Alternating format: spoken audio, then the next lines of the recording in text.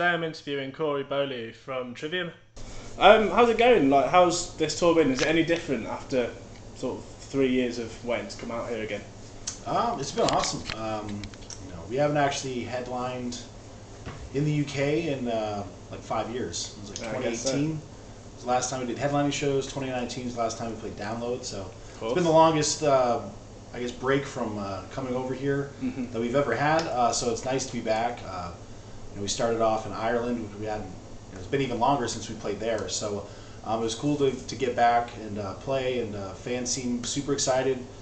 These shows, all the UK shows, are some of the biggest headlining shows we've had in our career. So people are excited that we're back, and we're excited we're here. And every show's been a bit of a blast so far. So looking forward to tonight. No, of course. I guess you got 2 albums to play this time rather than just the one. So that must be good for you. Yeah, we've just been trying to, over the years we've just learned, especially in the UK, even in Europe, we have a lot of fans that come to multiple shows. Sure. So we just been, every show has been a completely different set list, changing up every show. So people come to multiple shows. Hopefully they'll get the song they want. They'll hear a bunch of different songs that on a nightly basis. So it's been fun for us to mix it up, kind of keep us on our toes. Yeah. And just do something different. We always liked it when our favorite bands kind of pull out some unexpected surprises. Of course, yeah. And surprise you some stuff, and I think it just makes it exciting for the fans that nowadays with social media and the internet, you can go even just right after the show, or even I've seen where bands are literally in the middle of a show and like on the internet is updating like their set list of what they're playing. So switching it up every night kind of gives people a surprise, and not going into the show knowing exactly like the order and of what we're playing. So I think it gives fans even more excitement. So we're having fun just kind of scheming up different ideas for the set list. So it's been a lot of fun so far.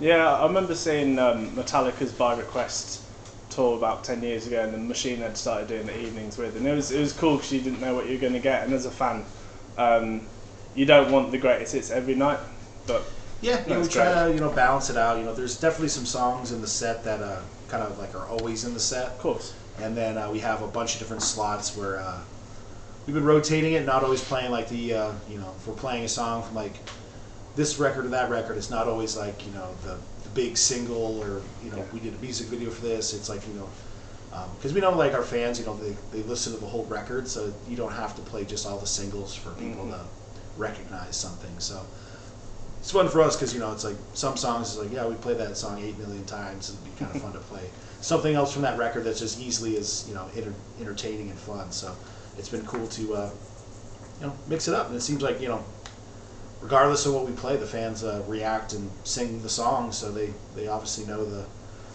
whole record. So. Yeah, no, absolutely.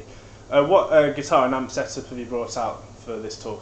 The usual, my signature Jackson guitars, which I've been using for quite a while. Only difference now is I have some signature pickups that I designed that I've been digging. So that's the only change in the guitar side of things. And then just since we started touring post pandemic shit, we've been using EVH 5153 amps. Okay, yeah. So we went back to the full amp setup. So so we're using the EVH Stealth, EVH cabs on stage, and then for this tour specifically, I switched from using my US rig. I had a couple stomp box pedals for effects, and just to streamline it a little bit more for my European UK touring rig, I've been using a TC Electronics G Major 2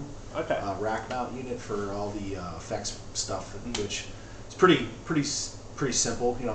We don't really use a lot of crazy effects for any parts or anything. So it's basically I just make one patch on it, and I just turn it on and off with the EVH foot pedal for the effects loop. So it's a pretty simple setup, but I like the I don't know, TC Electronics, I've always been a big fan of the 2290 digital delay that they made back in the day. Yeah. Which I actually have one of those old school big delay units. That's pretty incredible, but you know, it's old and antique, I guess, at this point.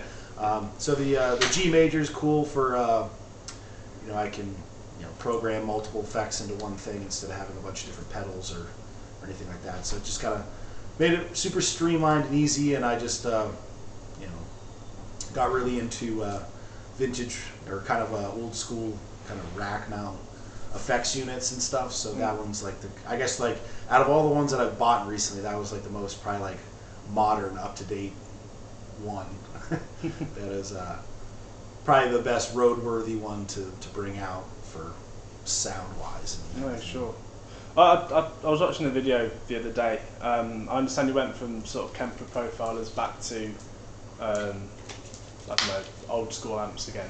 Yeah. What brought that on? Do you think was it just easy to play with the real sound? You know, we've always when we're in the studio, we always record with amps, just because it just, you know, always to us always sounded the best.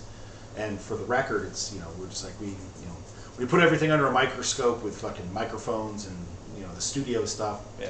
You know, we want it to be as the best, you know, organic sound as possible. And then once we were actually recording What the Dead Men Say, I remember we were recording and we're in the studio, and since we hadn't been using like amps or anything for so long, you know, we didn't really have much in our collection. I think I had like maybe like 2 or 3 amps. One of them was probably broken at that point. So we had to borrow a couple amps and stuff, and after that I was just like, you know, screw that. Like I don't like being like kind of like handcuffed like that. So after we recorded What the Dead Men Say, I started, you know, and all the stuff that I was a fan of for amps over the years, and stuff that we used on, like, basically like my mindset was like, I want to buy or find all the amps that we have used previously on other records. Oh yeah. So I went on like Reverb and like basically scoured the internet, or at least at that time there was a pretty good abundance of used amps on the market. And a lot of the stuff, since no one was, I guess at that time, no one was really using amps, or there was no demand for it, so I was able to buy so many amps for like basically dirt cheap.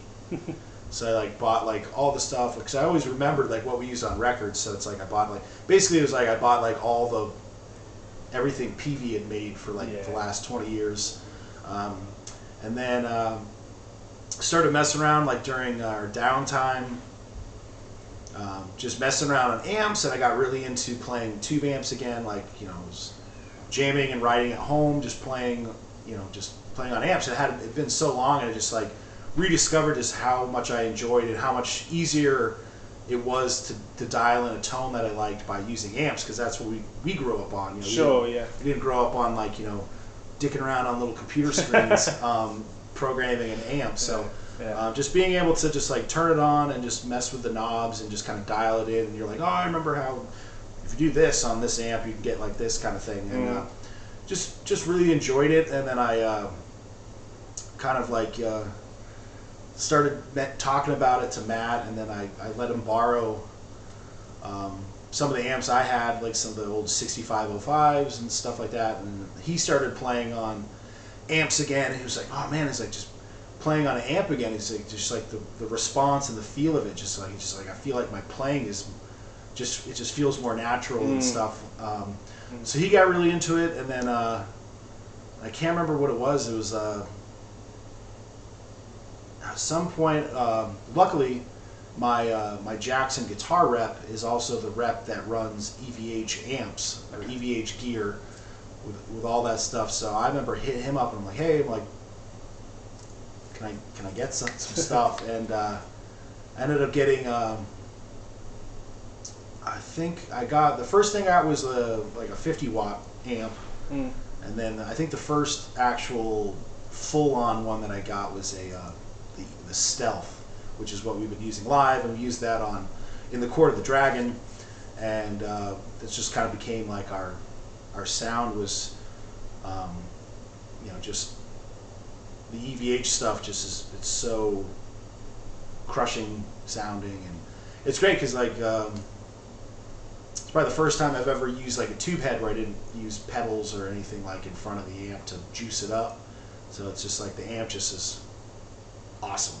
Yeah. And it just sounds very natural, and just I really enjoy it. And yeah, so it's just kind of like a natural progression of just kind of tried a bunch of the modern stuff with the modelers, and you know, Kempers were great. But after a while, it was just kind of like, you know, we grew up playing tube amps, and it's always been a part of the records and stuff like that. So it just kind of naturally came back to just like, this is just like kind of feels the best, and what we're, you know, kind of used to, and I just enjoy it so much. You know, we have to use other stuff for like when we have to like fly places. Yeah, of course. Which that stuff's great because it's so easy to travel with. You can program everything into it, but you know, we were using that in like South America for some other stuff, and it was just like, yeah, this works good for what we need it for, but it was just like, can't wait to get back on an amp again. So yeah. Being over here again, it's just like, you know, everything just sounds so good. So yeah, so we're definitely diehard, you know, EVH endorsers now. So go check it out. No, I will. Fantastic. Let's talk a bit about Trivium. I guess you're touring 2 albums. I saw a bit of a progression from Sin and the Sentence to Court of the Dragon. They got a little bit more progressive and expansive. A couple of sort of death-inspired riffs on What the Dead Men Say that led into definitely a more progressive Court of the Dragon. How's the 11th record looking? You must be considering it by now. Are you thinking more direct songs, or could you take that element of the band even further, do you think? Well, for us, like, we just kind of go in and like start writing, and there's, you know, in the Court of the Dragon, like, we started writing it like only a couple months after What the Dead Men Say came out, and obviously we weren't planning on writing because we thought we were going to be touring. Sure, yeah. So the writing kind of was like, you know, once everything started, you know, we were obviously, you know, going ahead anyway with releasing What the Dead Men Say, even though like all the touring was postponed, and you know, at that point, like, no one had any idea how long anything was going to be, you know, on hold for. So it was just kind of like, well, it's like we have all this extra time at home. It's like, you know, we don't know when we're going to be able to start touring for What the Dead Men Say. It's like, do we want to start touring on a record that's like 2 years old, or we want to have something, you know, new or whatever? So it was just like, there's no pressure, there's no timeline to put out anything. So like, let's just go in and write and see what happened. And there was a lot of just like writing in a room together, since, you know, we just did a record, you know, no one had like 2 years worth of like ideas like stockpiled for another record. So it was a lot of like, hey, I got like a riff or two for a song idea, and then just write it from the ground up in a room together. So that's where like a lot of just kind of going with stuff, and it kind of led to like some more progressive, longer stuff, because it was just like so many ideas bounce around, or like someone come up with a riff and be like, oh, that made me think of this idea. So it was just kind of very natural. Like, there wasn't any like, we got to write longer songs. It was just kind of like the songs just kind of led us that direction. Because the environment you were in.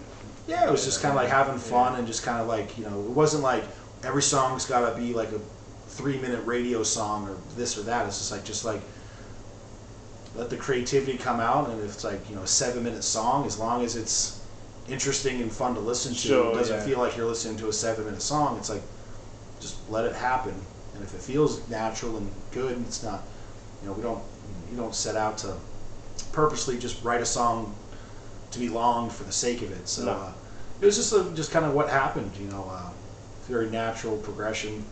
And I'm sure, like, you know, after doing a bunch of longer songs, you know, they'll probably be, you know, lead to something, you know, maybe something simpler on the next record, you know, in the mix. But you know, we have good amount of touring left. We're always, you know, talking about ideas of what we could do for the next record, and we'll just see what kind of naturally feels right, you know, when it comes down to it. But we haven't written anything really. Everyone's probably got, I know I have a couple song ideas, but I haven't really, you know, sat down to really like flesh anything out yet. But hopefully start probably looking more towards that, like probably summertime, fall time. Yeah. Once we're pretty much on tour until like next summer, so there's not really too much time to dick around with the next record. But probably, kind of like, the kind of general timeline is maybe, releasing something, at least like a single or something in like 2024. Mm-hmm.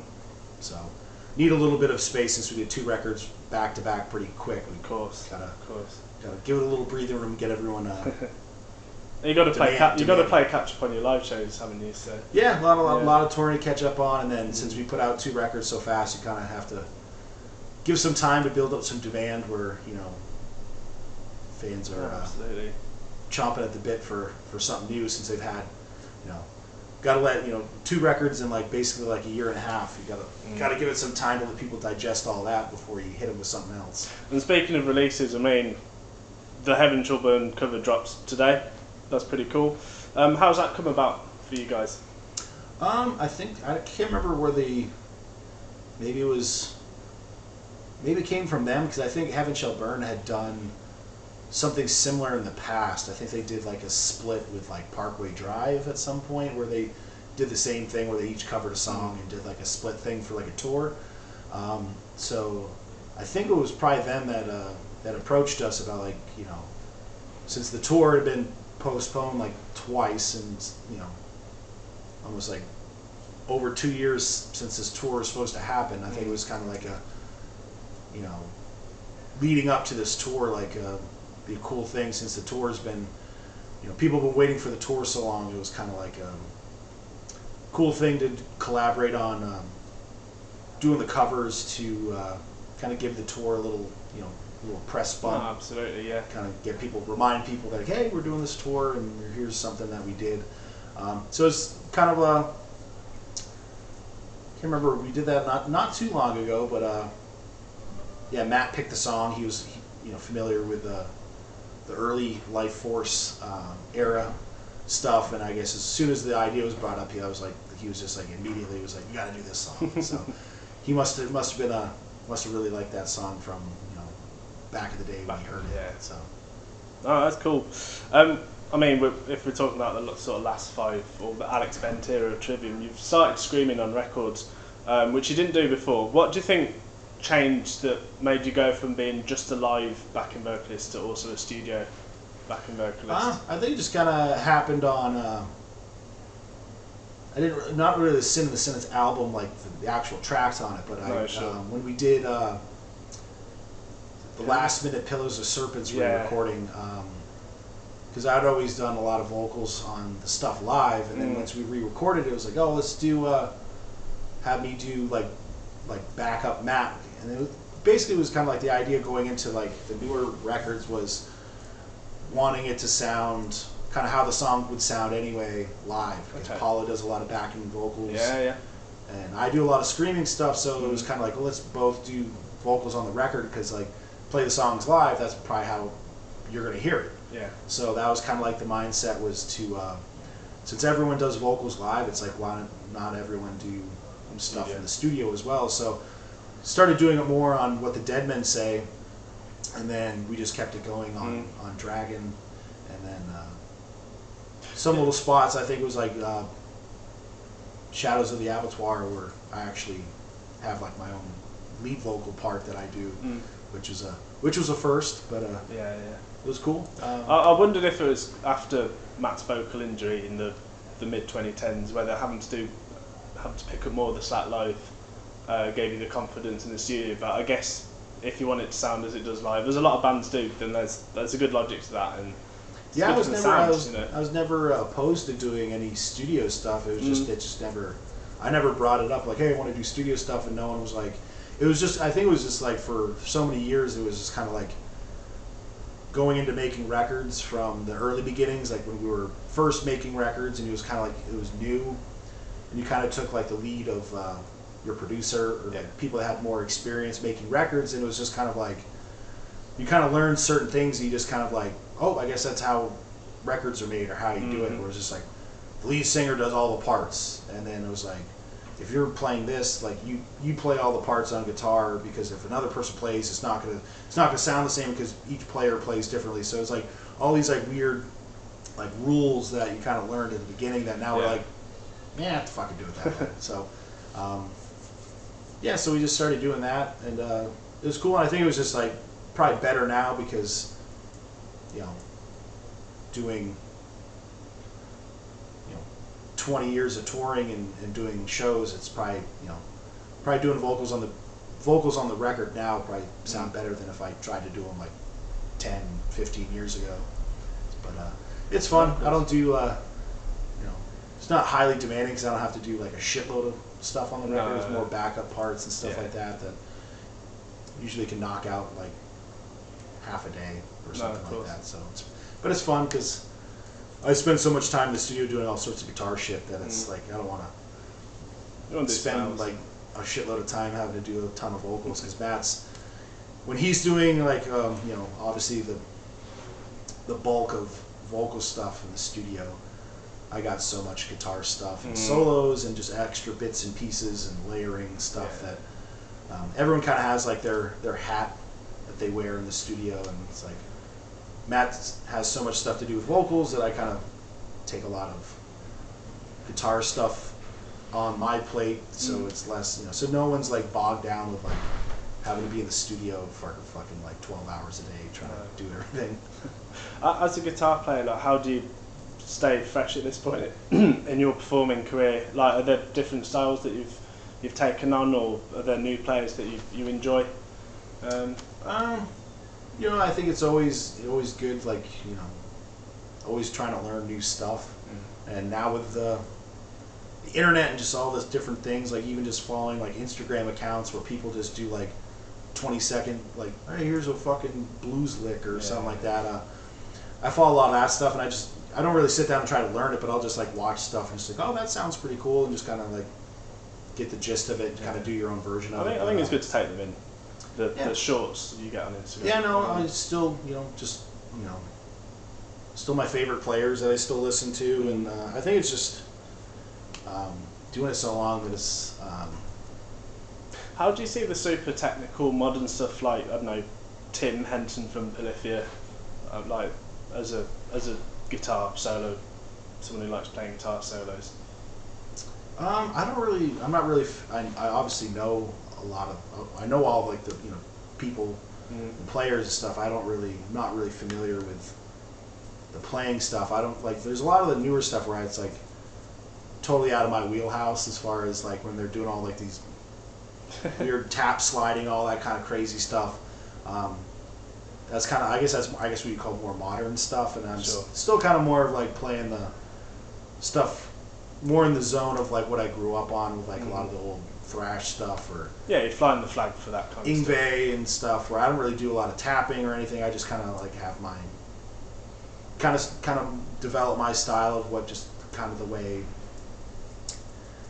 I play best, and kind of like the stuff like there's certain things where I'm like it's like I can kind of do it, but it's not really like my strength. Sure. And, I just know kind of like over the years kind of like what like it's kind of like my identity of what I like to play, so I just kind of stick to that, and then add in little things here and there to kind of keep things, or find new things to kind of creatively add in to spice some things up. But usually it's just like when we're making a record, is like just jam along with the thing, and usually come up with a solo pretty quick. You got to serve the song at the end of the day. Yeah, and just kind of play the way you play and what you want to hear. So there's no like trying to force anything. So it's pretty natural and quick and easy at this point. No, of course, I understand that. Corey, I really appreciate you taking the time today. Any last words? If you came out to the tour, thank you. It's been a lot of fun so far, so hopefully we'll see you a lot sooner than 5 years. I hope so.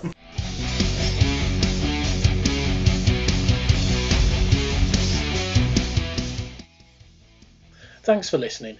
Make sure you keep up to date with future episodes by subscribing to our channels.